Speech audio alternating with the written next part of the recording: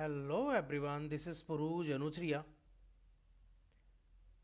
जैसा कि हम कंप्लीट कर रहे हैं क्लास 11th की बायोलॉजी है, उसका चैप्टर कौन सा है? 9। चैप्टर का नाम है बायो मॉलिक्यूल। इसमें हम न्यूक्लिक एसिड तक कंप्लीट कर चुके हैं। आज हम डिस्कस करने वाले हैं प्रोटीन की संरचना के बारे में। तो we will discuss about the structure of the protein. जैसा कि पहले बताया गया है कि प्रोटीन जो होते हैं वो विषम बहुलक होते हैं। प्रोटीन कैसे होते हैं? विषम बहुलक, जो अमीनो अम्ल की लड़ियों से बने होते हैं। प्रोटीन कैसे हैं? विषम बहुलक, जो किससे बने हैं? अमीनो अम्ल की लड़ियों से।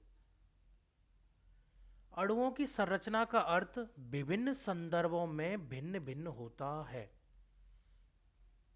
भाई, हम किस संदर्भ में बात कर रहे हैं इसके ऊपर डिपेंड करता है। तो अणु की संरचना जो होती है वो अलग अलग होती है, अलग अलग संदर्भ में। अकार्बनिक रसायन में संरचना का संबंध आणविक सूत्र से होता है। यानी अगर हम इनऑर्गेनिक केमिस्ट्री की बात करते हैं तो संरचना का मतलब है मॉलिक्यूलर स्ट्रक्चर, आणविक सूत्र, मॉलिक्यूलर फार्मूला। जैसे NaCl हो गया, MgCl2 हो गया। कार्बनिक रसायन विज्ञानी यानी जो ऑर्गेनिक केमिस्ट्री वाले जो होते हैं, जब अणुओं की संरचना जैसे बेंजीन हो गया, नेफ्थलीन हो गया आदि को व्यक्त करते हैं तो वे हमेशा द्विआयामी दृश्य को व्यक्त करते हैं। ठीक है, 2D को व्यक्त करेंगे हमेशा। भौतिक विज्ञानी क्या करते हैं? आणविक संरचना के त्रिआयामी दृश्य को करते हैं। यानी फिजिकल केमिस्ट्री वाले क्या करेंगे? 3D में। तो 1D में कौन कर रहा है, या डायरेक्टली कौन कर रहा है? वैसे ही इनऑर्गेनिक केमिस्ट्री। ऑर्गेनिक की बात करेंगे, ऐसे हम कर सकते हैं 1D, 2D और 3D। तो इनऑर्गेनिक केमिस्ट्री कैसे करेगा? 1D में। ऑर्गेनिक केमिस्ट्री करेगा 2D में। फिजिकल केमिस्ट्री वाले करेंगे 3D में। वो डिटेल स्टडी करते हैं। जबकि जीव विज्ञानी प्रोटीन की संरचना 4 तरह से करते हैं। यानी हमने अभी तक बात कर ली केमिस्ट्री में इनऑर्गेनिक, ऑर्गेनिक एंड फिजिकल की। अभी आते हैं जीव विज्ञानी के बारे में। जो बायोलॉजिस्ट होते हैं वो कैसे करते हैं? तो प्रोटीन की जो संरचना है वो 4 तरीके से व्यक्त करते हैं। प्रोटीन में क्या होता है? अमीनो अम्ल के क्रम व इसके स्थान के बारे में, जैसा कि पहला, दूसरा व इसी प्रकार अन्य कौन सा अमीनो अम्ल होगा, यानी उसकी पोजीशनिंग के आधार पर। यानी प्रोटीन में जो अमीनो अम्ल है उसका क्रम क्या है, उसकी पोजीशन क्या है। क्लियर? की जानकारी, अमीनो अम्लों की जानकारी को प्रोटीन की प्राथमिक संरचना कहा जाता है। यानी अमीनो अम्ल का क्रम और उसका स्थान, पहला हो गया, दूसरा हो गया, इस प्रकार से अमीनो अम्ल कौन सा होगा, इस तरह की जो जानकारी है उसको क्या करेंगे? प्राथमिक संरचना। कल्पना करें कि प्रोटीन एक रेखा है। क्या कल्पना करनी है? कि प्रोटीन जो है वो एक रेखा है।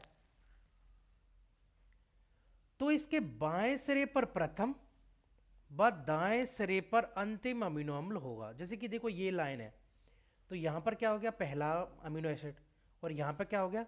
लास्ट अमीनो एसिड हो गया। First amino acid and last amino acid. पहले अमीनो अम्ल को क्या कहा जाएगा? नाइट्रोजन सिरा अमीनो अम्ल। जबकि अंतिम अमीनो अम्ल को क्या कहा जाएगा? कार्बन सिरा अमीनो अम्ल। पहला कौन सा हो गया? नाइट्रोजन सिरा। दूसरा कौन सा हो गया? कार्बन सिरा। क्लियर है? प्राथमिक संरचना देखो ये रही लाइन की तरह।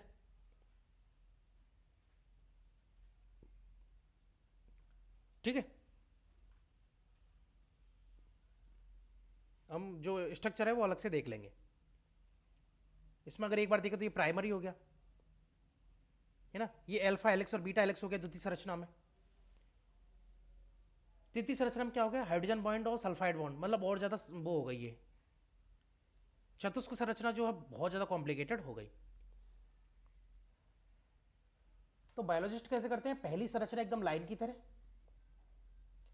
द्वितीयक संरचना में क्या होगा, अल्फा हेलिक्स और बीटा प्लेट एट सीट बनेगी। तृतीयक संरचना में क्या होगा, हाइड्रोजन बॉन्ड और डाइसल्फाइड बॉन्ड बनेगा। और चतुष्क संरचना जो है वो और ज्यादा कॉम्प्लिकेटेड हो जाएगी। क्लियर। प्रोटीन लड़ी हमेशा फैली हुई दृढ़ छड़ी जैसी रचना नहीं होती, यानी ऐसी नहीं होती हमेशा। यह लड़ी कुंडली की तरह मुड़ी होती है, घूमती हुई सीढ़ी की तरह। यानी घूमती हुई सीढ़ी है ना, ये रही ये रही ये घूमती हुई सीढ़ी तो है, ये होती है। वास्तव में प्रोटीन लड़ी कुछ का अंश कुंडली के रूप में व्यवस्थित होता है। किस रूप में व्यवस्थित होगा, कुंडली के रूप में। प्रोटीन में केवल दक्षिणावर्ती कुंडलियां मिलती हैं। प्रोटीन में कैसी कुंडली मिलेंगी, ओनली दक्षिणावर्ती। इन जगहों पर प्रोटीन की लड़ी दूसरे रूप में मुड़ी हुई होती है।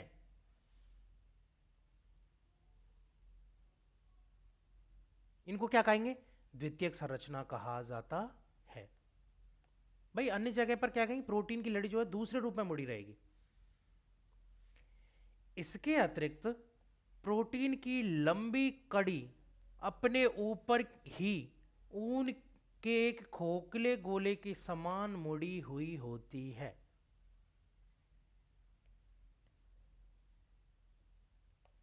भाई अपने ऊपर एक ऊन के खोखले गोले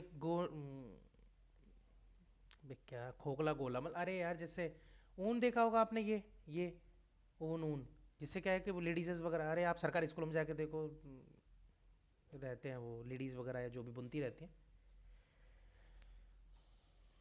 तो ऊन का जो बंडल होता है तो उस तरीके की होती है। इसको क्या कहा जाएगा, तृतीयक संरचना।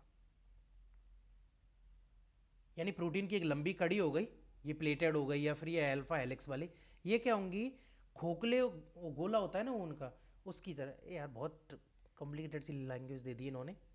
अरे ऊन का जो खोखला गोला होता है उसकी तरीके की होती है, उसको क्या कहा जाएगा, तृतीयक संरचना कहा जाता है। ये जो होती है वो प्रोटीन के त्रिआयामी रूप को प्रदर्शित करती है। यानी कि ये क्या है, 3D में। तृतीयक संरचना जो होती है प्रोटीन के जैविक क्रियाकलापों के लिए नितांत आवश्यक है। यानी जो 3D नहीं, जो तृतीयक जो संरचना होती है, जो टर्सरी स्ट्रक्चर होती है, जो प्रोटीन के जैविक क्रियाकलाप होते हैं ना, उनके लिए बहुत ज़्यादा जरूरी है, क्योंकि ये ढीली ढाली होती है ना, इस वजह से। चतुष्क जो होती है वो काफ़ी ज़्यादा मतलब एकदम इकट्ठी होती है ना, घनी होती है, बहुत ज़्यादा टाइट बोल सकते हैं। कुछ प्रोटीन एक से अधिक पॉलीपेप्टाइड या उप इकाइयों के समूह होते हैं। कुछ प्रोटीन ऐसे होते हैं जो एक से अधिक पॉलीपेप्टाइड या जो उप इकाइयां हैं उसकी समूह है। जिस ढंग से प्रत्येक पॉलीपेप्टाइड या उप इकाई एक दूसरे के सापेक्ष व्यवस्थित होती है, जैसे कि गोले की सीधी लड़ी, गोले एक दूसरे के ऊपर व्यवस्थित होकर घनाभ या पट्टिका की संरचना आदि, तो क्या करेंगे, एक दूसरे के सापेक्ष व्यवस्थित होंगे। वे प्रोटीन के स्थापत्य को प्रदर्शित करती हैं, जिसे प्रोटीन की कौन सी संरचना कहा जाता है, चतुष्क संरचना। कैसे हो गई, गोले की सीधी लड़ी हो गई, या गोले एक दूसरे के ऊपर व्यवस्थित होकर कैसी बना रहे, घनाभ या पट्टिका की संरचना बना रहे हैं।